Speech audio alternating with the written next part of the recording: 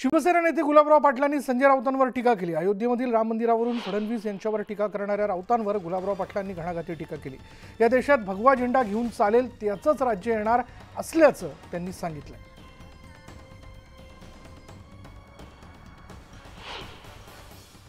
फडणवीसांनी राम मंदिरावरून आम्हाला शिकवू नये बाबा असं म्हणतायत संजय राऊत। राऊतला आहे ना रामच्या उलटा शब्द वाचायला पाहिजे।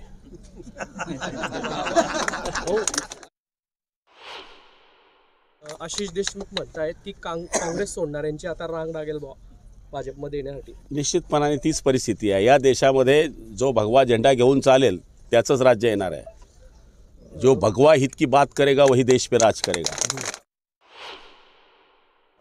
गिरीश भाऊंचे अंदाज बऱ्यापैकी चुकत नाही आणि मला असं वाटतं की त्यांचा अंदाज खरा ठरो आणि माझ्या हाताने ते पेढा खावत।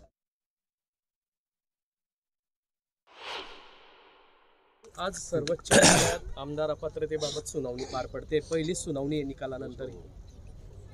निकाल आता कोर्टाचा आहे त्यामुळे कोर्टावर बोलणं उचित होणार नाही। कोर्ट योग्य तो न्याय घेईल। पुणे मुंबईत काँग्रेस सोडून शिवसेनेत प्रवेश केलेले मिलिंद देवरा यांच्यासह काल काही माजी नगरसेवक, जैन संघटना आणि व्यापारी संघटनेमधील अनेकांचीही शिवसेनेत अनेकांनी प्रवेश केलेला आहे। आणि त्याचबरोबर सुनील नरसाळे, हंसा मारू, रमवाचन मुराई, प्रमोद मांजरेकर, अनिता यादव आणि गजेंद्र लष्करी या 6 माजी नगरसेवकांनी शिवसेनेत प्रवेश केला आहे। महत्त्वाचं म्हणजे यात बाल हक्क आयोगाच्या अध्यक्षा सुशीबेन शहा, कुमार जैन, सोने व्यापारी असोसिएशनचे मुख्य प्रवक्ते अनिल जैन आणि दागिना बाजार असोसिएशनचे सचिव यांच्यासह छोट्या मोठ्या सुमारे 3000 व्यापाऱ्यांनी मिलिंद देवरा यांना पाठिंबा दिला आहे। त्यामुळे कालच्या या पक्षप्रवेशामुळे मुंबईत काँग्रेसला मोठं खिंडार पडल्याचं बोललं जात आहे।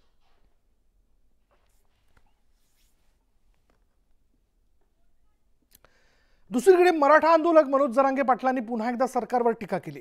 अंतरवाली सराटीच्या नादी लागू नका, नसता राजकीय जीवनात कधीच दिसणार नाही, अशी वेळ तुमच्यावर येईल असा इशारा जरांगेंनी सरकारला दिला। यावेळी बोलताना त्यांनी भुजबळांवरही नाव न घेता टीका केली।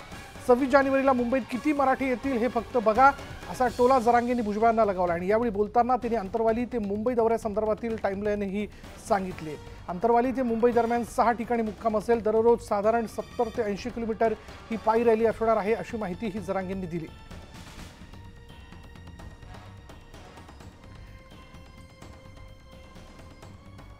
असा असेल मुंबईचा प्रवास, बघा जाणून घ्या। 20 जानेवारी सकाळी 9 वाजता ही रॅली निघेल। पहिला मुक्काम मातुरी तालुका शिरूर इथे असेल। त्यानंतर 21 जानेवारी दुसरा मुक्काम करंजी घाट बाराबाबळी इथे असेल। तर 22 जानेवारी करंजी घाटातून सकाळी 8 वाजता रॅली निघेल। तिसरा मुक्काम रांजणगाव गणपती या ठिकाणी असेल।